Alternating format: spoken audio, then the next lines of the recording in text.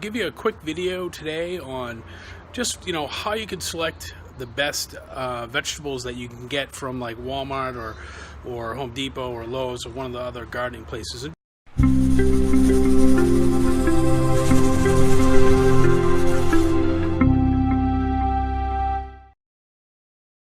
Hi, this is Jeremy Starke here from Green Thumb Gardener, here to give you some tips, tutorials, and reviews for all your gardening needs. Today's video, I just stopped by Lowe's today. I actually was grabbing some vegetables for to throw in the garden. I did grow a lot of tomatoes this year. I'm also going to be growing some cucumbers and a few other herbs and things from seeds.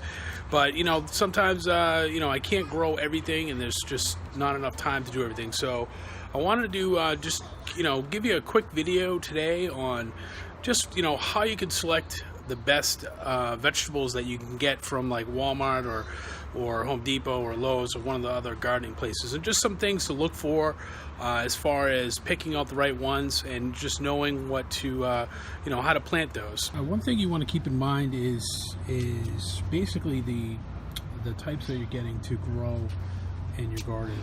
You want to select things that are going to do well in the space that you have, so you don't want to necessarily overload it with things that you're not sure that are going to grow. Here's one of the plants that I'm talking about right here, the squash. Now this particular plant, squash, any type of squash, they're gonna take up a lot of space. So just make sure that you're aware of that when you're selecting your particular vegetables for your garden. There's going to be so many tomatoes when you come into the store. There's going to be a huge array of tomatoes. So one of the things that I always say is know where you're going to plant everything in advance before you go down there. Know what you're going to need before you want to actually plant it, because you don't want to bring everything home and then find out you don't have enough space for it. So it's a good idea if you're just starting out, start off something small. If you have a little small garden space, see what it grows if you've never grown that before, so that you're aware of how big it grows. And this is, you can look on the labels right here, is you want to make sure how big these plants are actually going to get. For these, but the bony ones, it does say it right here. So this is an indeterminate. So in other words, this type of tomato is going to grow. It's basically going to keep growing, and it will grow as tall as it can get, as much space that you can provide to it.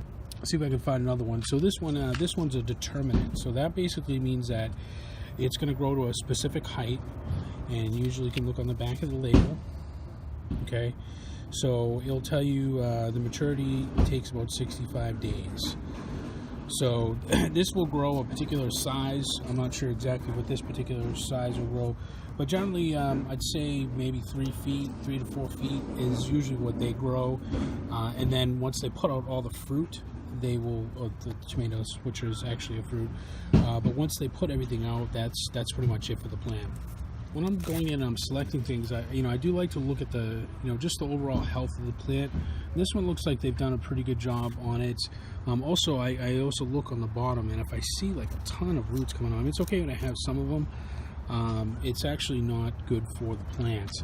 I don't want to, but if you're kind of like a real shopper, you can kind of tell just by looking at the bottom. But if you really wanted to, if you're not sure about it and you're just kind of like, I don't know if I want to get this, if you gently pull up the plant a little bit, and if you see a lot of roots kind of going around, which just means that they're root bound, then that means that it's been sitting here for a while.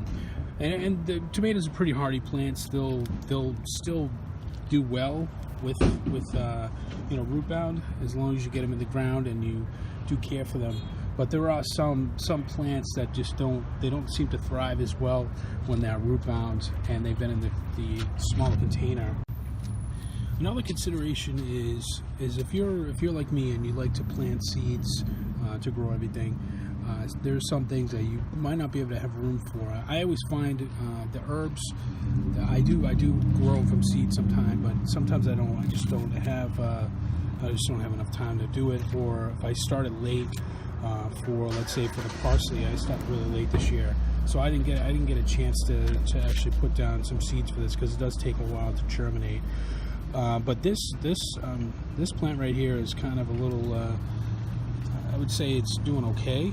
These things are pretty hardy, so But when you're selecting the plants, really just look at the plant, see if it's still got green on the bottom. That's really what you're going to look for.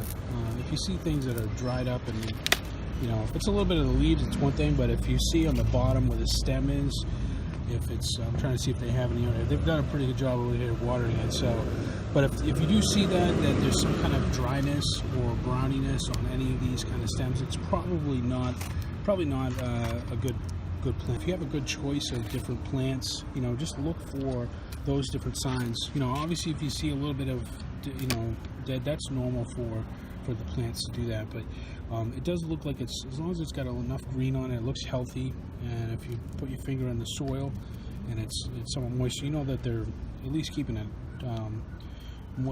keeping it wet for the day.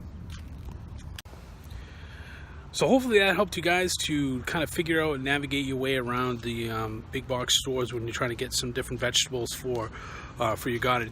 The really important thing is that you just want to make sure you just take a look at the plants. Sometimes, what you can also do, if you want to save a little money, is if you do notice that they're kind of hurting a little bit, you can actually mention it to the cashier and say, well, this one seems like a little hurt, and I'm not sure if this one's going to make it, but I'll give it some more care. And believe it or not, they'll actually give you like 10 to 15% off or something like that, depending on where you go. So that's also another tip. If you're really into caring for plants and you're pretty confident in those skills that you have, it doesn't hurt to ask. But hopefully this helped you. If you could, please give us a green thumbs up. Let us know that we're making great videos for you. Also, if you could, hit that subscribe button down below, and just hit the bell so you get notified of any new videos that we do have.